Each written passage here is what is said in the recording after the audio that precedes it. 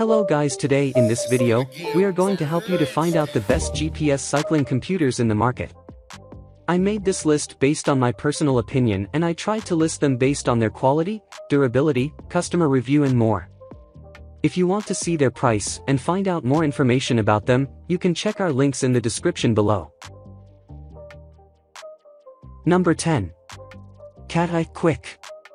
The Cat-Eye Quick is going to be your best option if budget is a real constraint, and you're just looking to get the basic numbers, current speed, average speed, miles, and time. It's a no-nonsense bike computer that gives you the basics, and it's also a pretty cool-looking device despite its price tag. Truthfully, most basic bike computers look clunky and dorky with their messy wires and toyish head unit, but this thing is sleek, wireless, and elegantly designed. It has just a few buttons with a few functions, keeping it simple and easy to navigate. Setup is as easy as attaching the speed sensor and magnet and entering some basic data. To start it, you might need to hit a button to wake it up if it's been sitting for a long time, but it's a set it and forget it type of bike computer. When you start rolling, it starts recording. As we mentioned, this is a really basic computer for folks that just want the necessary numbers, so it's not going to have fancy functions or give you in-depth data or analysis. Number 9. Wahoo Element Roam. The Roam is Wahoo's most expensive computer. It's styled like the Bolt but has the same screen dimensions as the original Element. It has the sharpest and largest screen of any Element computer. The larger screen size makes it easier to take advantage of all the navigational features offered by Wahoo, like maps with road information.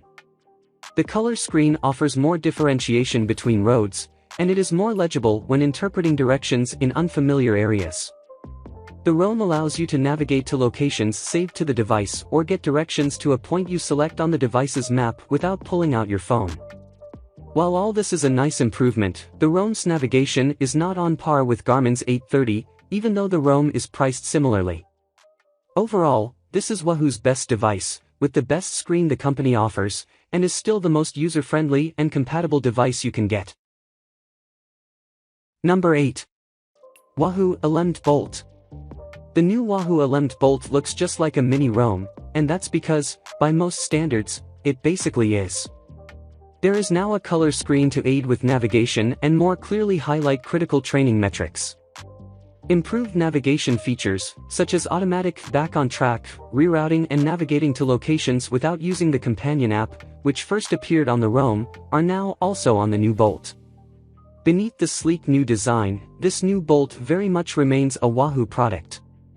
This is a good thing for anyone who enjoys the easy setup and customization in the Wahoo Element app and the extensive third-party app integration, Strava, Ride with GPS, Training Peaks, Komoot, Single Tracks, MTB Project, that Wahoo offers.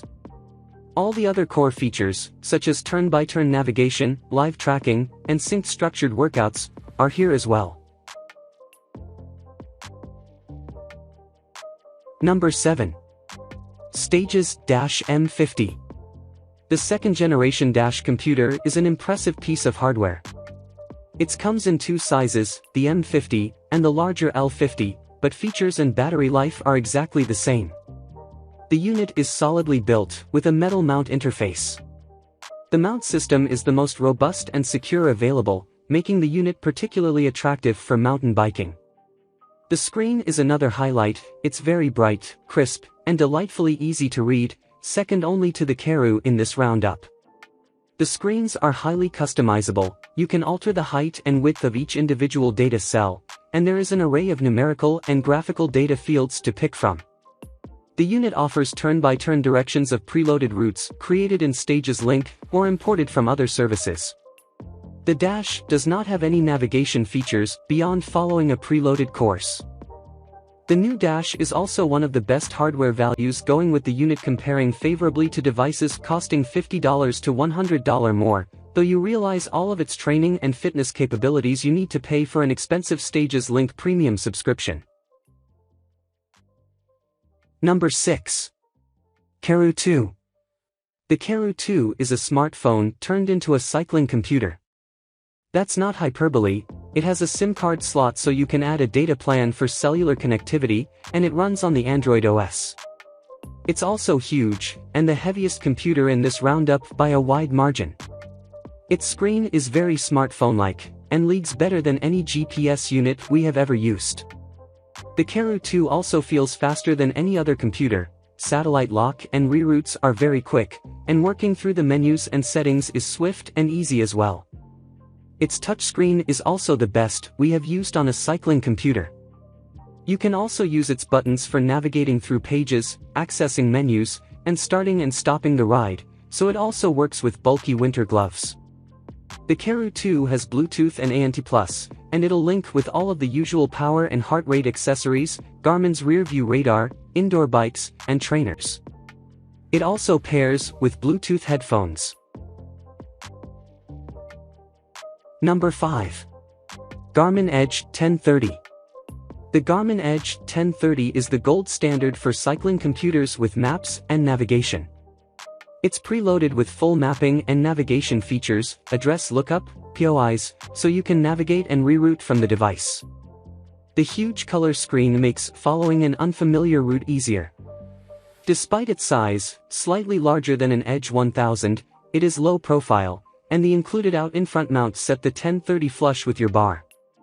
The screen size, and its benefits to the navigation features, are the highlight of the 1030. Otherwise, the 1030 is very similar to the smaller, lighter Edge 830. It has Climb Pro, Strava Live segments, live tracking, smartphone alerts, and a host of training and fitness features. Battery life is 20 hours, add Garmin's Charge Power Pack and you'll get up to 44 hours, claimed, battery life. Of course, the 1030 does what every good cycling computer does, monitors the basics like speed, altitude, time, distance, cadence, and power.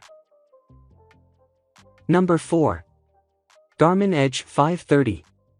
The 530 is Garmin's best overall bike computer, and one of the best you can buy. It has almost every feature imaginable, and it's reliable and easy to use. The 530 is compact and light, with good battery life, a nice-sized screen that is sharp and bright, and loads of features. It connects to almost everything, Bluetooth and ANT+ sensors, Wi-Fi, your smartphone, and can be enhanced with third-party apps, widgets, and data fields. One of the most useful new features found in the 530 and other newer Garmin devices is Climb Pro, which alerts you to upcoming climbs and displays remaining distance and pitch. This only works when you're following a preloaded route. The 530 has built-in maps and can provide turn-by-turn directions on a preloaded route, or to locations saved on the device. Endurance athletes can more than double the 530's runtime by linking Garmin's Charge Power Pack.